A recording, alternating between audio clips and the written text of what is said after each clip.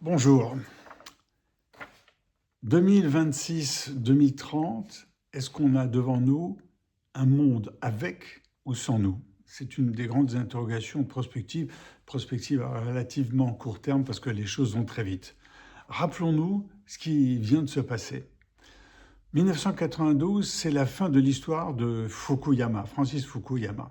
En même temps, 1996, c'est le choc des civilisations de Samuel Huntington. Pour ceux qui ne connaissent pas la carte, vous pouvez aller la chercher, c'est très simple. Voilà, ça vous raconte les principales, disons les 7 civilisations principales et la manière de les voir. Et pensez que ces 7 civilisations allaient lutter entre elles. 1989, la cause de ces deux livres, c'est la chute du mur de Berlin, la fin de la guerre froide, la fin de l'URSS. Et là, on s'est dit, c'est la fin de l'histoire. C'est exactement ça qui s'est passé. 2001, donc 10 ans plus tard, en gros 12 ans, la Chine entre dans l'OMC, qui n'existe plus aujourd'hui. Et l'OMC, la Chine, c'est l'usine du monde. C'est comme ça que ça avait été qualifié. Or, en 2025, la Chine, c'est l'université du monde. C'est le centre de recherche du monde.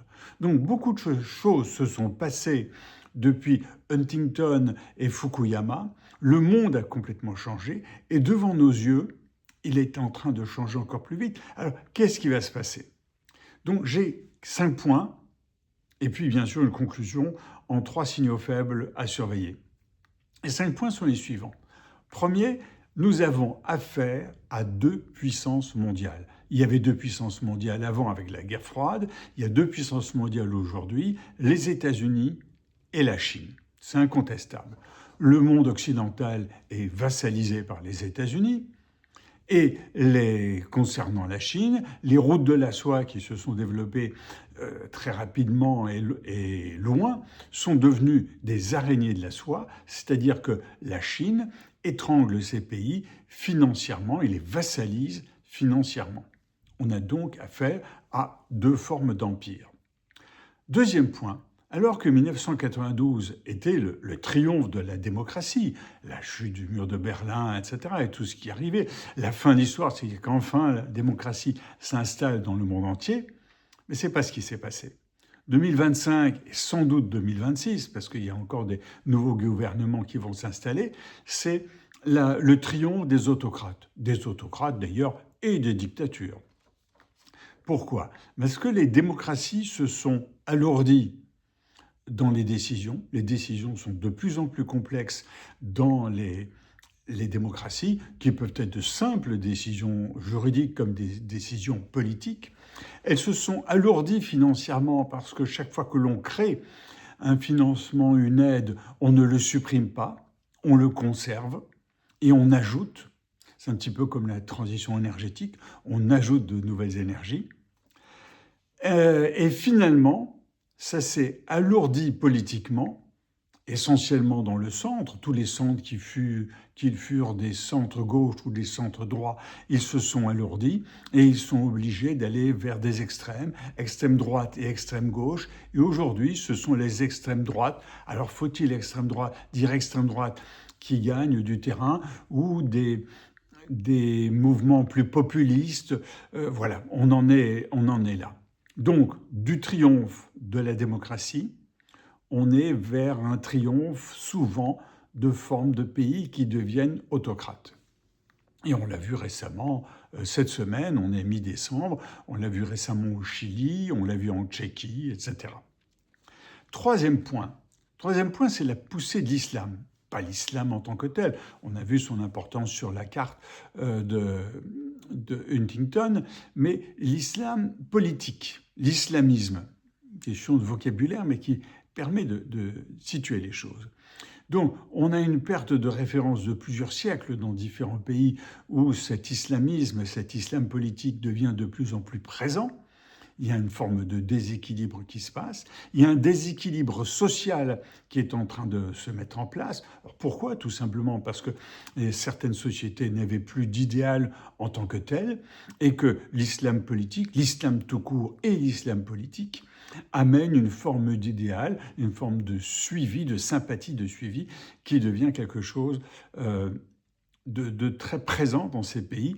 Et d'ailleurs, les démocrates, les démocraties habituelles, les pays laïques habituels, doivent réfléchir au fait que comment se fait-il que l'islam entraîne autant de gens à les suivre. Et puis, donc, on obtient, par cette croissance de l'islamisme, on obtient le renforcement des extrêmes politiques des différents pays. Quatrièmement, c'est l'environnement. L'environnement a été la grande cause des démocraties tranquilles, les démocraties tranquilles des années 2000-2020.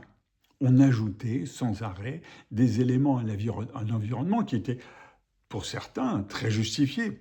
Sauf que c'est de plus en plus cher, il y a de plus en plus de contraintes, et on a la non-réciprocité des autres pays. Et ces jours-ci, on avait vu le problème avec le Mercosur, comment les vaches sont nourries et soignées en Amérique du Sud, et comment les récoltes sont là aussi nourries et soignées, si l'on veut, en Amérique du Sud, avec quels engrais sont utilisés, etc. Donc, on a un déséquilibre qui s'est fait au niveau du climat, d'une forme de concurrence entre les pays. Et puis ensuite, le climat continue son dérèglement. Et ce dérèglement coûte de plus en plus cher. On l'a vu en 2025, le prix que ça va représenter, je crois, de l'ordre de 100 milliards de coûts de dérèglement climatique, avec notamment 40 milliards pour les incendies de Los Angeles, qu'on a bien sûr déjà oublié. Donc c'est quelque chose qui coûte très cher pour les pays développés, moins pour les pays non développés, parce qu'il y a moins d'infrastructures qui sont concernées. Et en plus, ce qui se passe avec cet environnement et ce dérèglement climatique, c'est le réchauffement de la Terre, en particulier le nord de l'hémisphère nord, avec des terres la banquise en train de fondre et des terres en train de perdre leur permafrost, et on a quelque chose comme 20 millions de kilomètres carrés qui vont devenir de véritables terres arables dans les années ou décennies plutôt qui viennent. Et cinquième point, et nous. Et nous, l'Europe. Et nous, la France. Dans tout cela, qu'est-ce qu'il en est?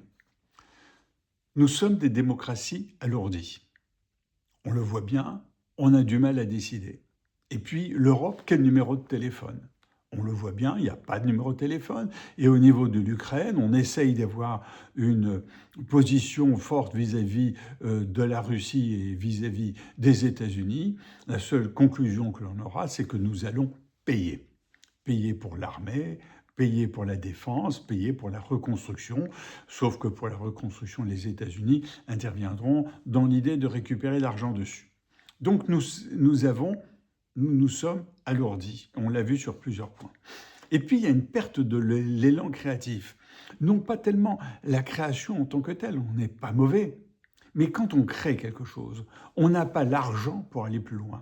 Et l'argent pour aller plus loin, il est dans les pays qui ont des fonds importants, et on retrouve les grandes sociétés américaines ou les sociétés chinoises.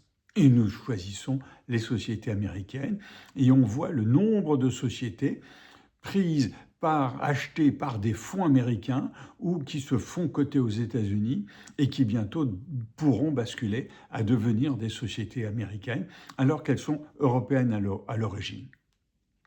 Et puis il y a la perte de poids politique dans un monde de plus en plus fort qui sait taper sur la table, qui tape sur la table, et nous, on ne sait plus taper sur la table. Nous, Européens, on n'a pas quelqu'un qui représente l'Europe qui tape sur la table, et on n'a pas en ce moment de leader européen, sauf l'Allemagne qui est en train d'émerger petit à petit avec Merz. Mais, on a une chance extraordinaire. On a une chance extraordinaire, c'est que notre système complexe, il fonctionne toujours. Non seulement il fonctionne toujours, mais il est pour certaines régions du monde, comme l'ASEAN ou d'autres, une espèce de référence de gens qui ont des cultures différentes et qui arrivent à fonctionner entre eux. Et c'est une chance. Le problème, c'est jusqu'où on est capable de fonctionner entre nous.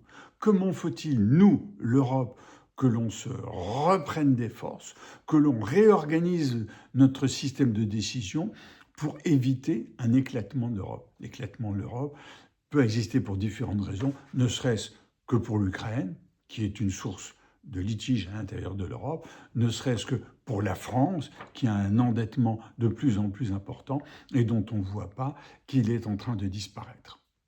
Donc, suite à ces 5 points, je vous recommande 3 signaux à surveiller, 3 signaux faibles à surveiller. Il y a toujours pour moi la démographie. Bien sûr, on sait qu'on aura à peu près 10 milliards de terriens avant 2050, ou 9 milliards et demi, peu importe. De toute façon, il y a un vieillissement. Il y a toujours des gens qui continuent à vivre, même si on a une baisse de la natalité. Surveiller la démographie, c'est quelque chose d'important. Le deuxième point, c'est la technique. Les techniques, d'une manière générale, sont de plus en plus chères. On le voit dans l'intelligence artificielle, on le voit dans le quantique qui est en train d'arriver, on le voit dans la génétique, dans les études de médecine, dans toutes les recherches qui sont faites au niveau de la médecine, des médicaments pour les maladies rares, etc. Ce qui va se passer, c'est qu'il y a des pays qui auront les moyens de se le payer et d'autres qui n'auront pas les moyens de se le payer. Et on va avoir dans le monde, dans les années qui viennent, et ça a déjà commencé, on le voit sur le spatial, on le voit bien sûr sur l'intelligence artificielle, des pays qui avancent vite et d'autres qui sont à la traîne et qui disent « on va vous rattraper ». Il faut surveiller ce deuxième signal faible. Le troisième signal faible, c'est celui que je prêche depuis toujours, c'est la vision. Est-ce qu'on sait où on veut aller ? C'est la prospective. Vers quoi est-ce qu'on se dirige? Comment est-ce qu'on va construire notre pays, notre monde, etc. La volonté que l'on a de construire quelque chose, c'est un élément fort. Poutine a une volonté, a une vision, on peut ne pas la partager. Trump a une vision, on peut ne pas la partager. Xi Jinping a une vision, on peut ne pas la partager. Mais en tous les cas, eux savent où ils veulent aller et sur le coup, ils sont maîtres du temps long, alors que nous autres Européens et d'autres pays sont sur des temps beaucoup plus courts et nous en souffrons. Je repars en plongée, comme il est vers la 20 décembre, je crois. Je vous souhaite de bonnes fêtes de fin d'année. À bientôt.